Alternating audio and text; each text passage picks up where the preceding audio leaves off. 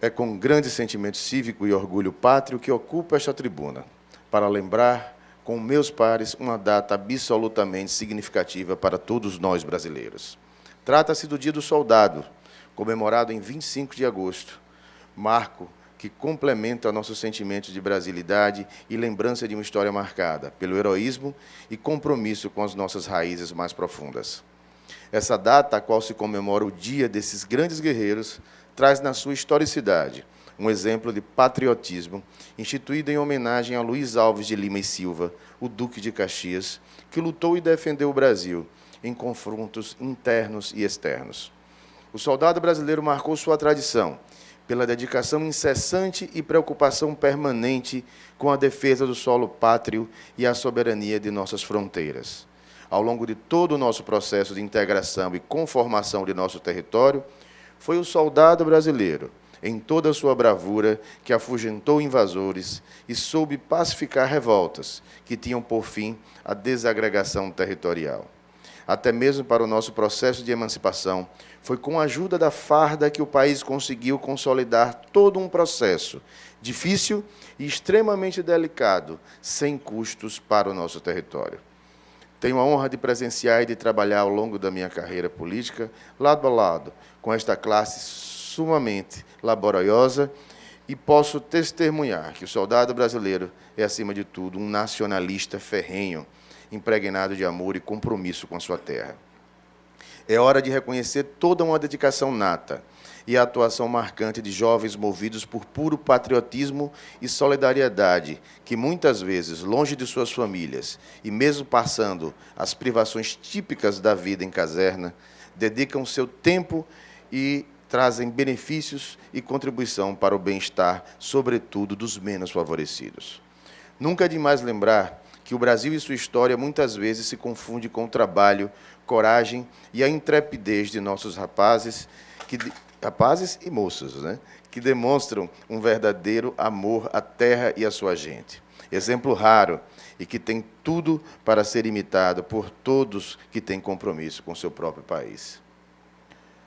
Ao reverenciarmos o Dia do Soldado, estamos homenageando os homens e mulheres brasileiros na sua dedicação à pátria e desprendimento pelo envolvimento da nação, pelos simples que vão aos quartéis com satisfação e orgulho. E hoje, esta sessão especial é para enaltecer os nossos atuais duques de Caxias, evidenciar o empenho de cada um na efetivação dos seus serviços, valorando o trabalho e a dedicação de todos por meio do reconhecimento pelos bons serviços prestados. E o que podemos observar e devemos ressaltar é que esses profissionais, mesmo durante os seus dias de folga, não medem esforços para servir a população quando solicitados, abrindo mão muitas vezes do lazer e do convívio dos familiares. Lazer e convívio que lhes são devidos para cumprir diligências emergenciais. Em razão deste inigualável poder de iniciativa e prontidão, venho a este plenário fazer, aqui está escrito elogios, mas não são elogios, na verdade, são gestos de reconhecimento em seus assentamentos, enfatizando a dedicação e a presteza com que cumprem seus ofícios. Antes de terminar, eu queria registrar algumas situações pontuais. Eu tenho dito sempre que talvez o Exército Brasileiro e o soldado brasileiro seja a instituição que tenha maior felicidade na escolha do seu patrono, coronel.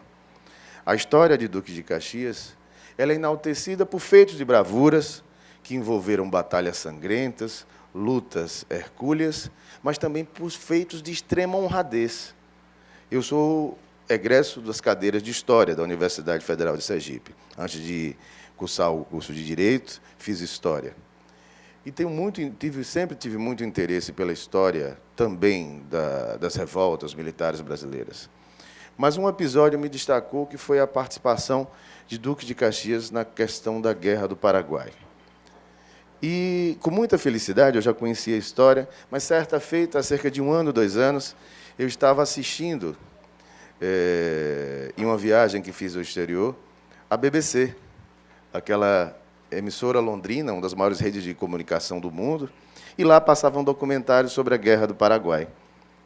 E qual foi minha felicidade, Décio, ao assistir o documentário, em que se registrava no primeiro momento, o heroísmo de Duque de Caxias pela conquista, pela retomada dos territórios então invadidos pelo então ditador paraguaio Solano Lopes, e quando da reconquista e da vitória das batalhas, sobretudo da Batalha de Riachuelo, quando o então imperador impopular Dom Pedro II, que era um imperador apagado, que não era querido pelo povo brasileiro à época, e que via naquela batalha, naquela guerra, uma forma de resgatar ou criar uma popularidade fictícia, e determinou-se, por fim, que o Duque de Caxias invadisse o Paraguai de forma mais incisiva, quando o Paraguai já não tinha mais defesas efetivas, e que praticamente todos os homens em idade útil fossem exterminados. Esse fato marcou a saída de Duque de Caxias da frente do comando do Exército Brasileiro, porque ele se recusou a cumprir tal tarefa, porque entendia claramente que o dever cívico dele se exauria quando a incolumidade do território brasileiro, a defesa do país tinha sido assegurada e que não era papel do comandante máximo das tropas, das Forças Armadas brasileiras, naquele momento, praticar um famigerado genocídio, que foi o que veio a acontecer com a substituição dele pelo Conde D no comando. Isso, para mim, notabiliza uma riqueza de valores naquele que foi escolhido para ser patrono da instituição dos senhores, imensurável. Talvez nenhuma outra instituição brasileira tenha a felicidade de ter um patrono com tamanha altivez e com tamanha referência que tem o Duque de Caxias. Para finalizar também, eu quero registrar uma outra situação que foi bem discutida aqui na colocação. A importância do Exército Brasileiro em outras atividades. Se colocou, a gente aprende desde a infância, e isso me sinto falta hoje, Coronel Roberval. Acho que no Brasil, depois de que saímos do regime militar, dos governos militares, se criou uma aversão de que nada que pudesse vir de reconhecimento ao militarismo poderia ser positivo. Isso fez um mal muito grande a essas gerações de hoje, sobretudo a geração que tem entre 20, 30 anos, 35 anos, a minha geração, efetivamente. Consegui ter essa diferenciação porque tive a oportunidade de ter um estudo crítico, estudando a história, sendo professor de história. Mas quantos não o tiveram e têm essa visão distorcida? Então, se via o Exército sempre como uma atividade de combate. E quantos feitos valorosos são feitos reconhecidamente pelo Exército Brasileiro? Nas atividades que tenho desenvolvidas agora durante o período eleitoral, eu vinha viajando por vários municípios do Estado e via que o único trecho da BR-101 que foi reformado com qualidade, com efetividade, com pontualidade, foi o trecho do Exército Brasileiro.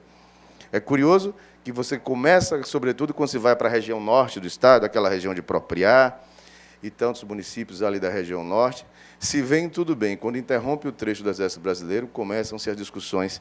E, curiosamente, fui pesquisar, eu soube do registro que o Exército, enquanto as empresas que ganharam a licitação e abandonaram as obras, gastaram o dinheiro e não terminaram as obras, o Exército Brasileiro devolveu parte do dinheiro, porque foi suficiente, até demais, para que a obra fosse concretizada.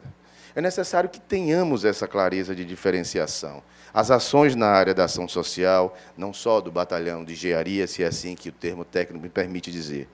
E, sobretudo, temos que destacar aqui a responsabilidade e a altivez dos oficiais, que não deixam de ser soldados na sua essência, num momento difícil que o país vive. Esse momento histórico poderia ser um dos momentos mais propícios para um aproveitamento, para uma condução equivocada, num momento, numa direção, num caminho que não fosse a democracia.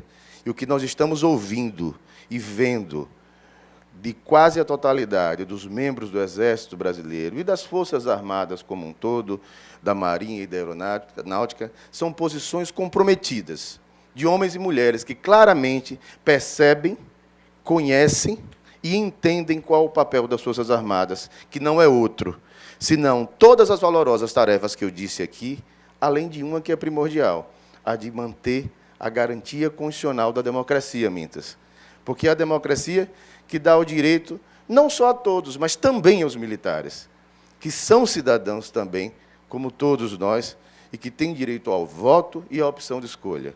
Acho que um grande aprendizado desse momento difícil que nós estamos passando é a valorização, o resgate da importância da instituição militar. Talvez não como protagonista, mas sim como instituição muito importante, porque em determinado momento da história, essa subversão dessa situação deu uma pecha negativa da qual nem de perto os senhores são merecedores. Tenham a certeza disso. Por fim, e para finalizar, permitam-me parabenizá-los pelo seu dia, que infelizmente essa sessão não pôde ser feita na data efetiva por conta dos critérios de agenda da Câmara, e esse parabéns vem em nome da paz social, em nome da segurança pública, em nome da cidadania. Elas, a paz, a segurança pública e a cidadania, agradecem o cuidado, a vigilância e o amparo de seus guardiões. Quero deixar aqui as palavras de uma das maiores escritoras brasileiras, a Raquel de Queiroz, para encerrar minha singela homenagem ao Dia do Soldado, porque a frase por si só demonstra a importância do papel do soldado para a humanidade, no exercício de sua atividade, sempre lutando pela manutenção da paz, da ordem e da segurança pública. Disse Raquel de Queiroz: quando se houverem acabado os soldados do mundo, quando reinar a paz absoluta, que fiquem pelo menos os fuzileiros, como exemplo de tudo de belo e fascinante que eles foram. Viva os senhores, que são os nossos duques de Caxias do dia a dia. Viva a nação brasileira!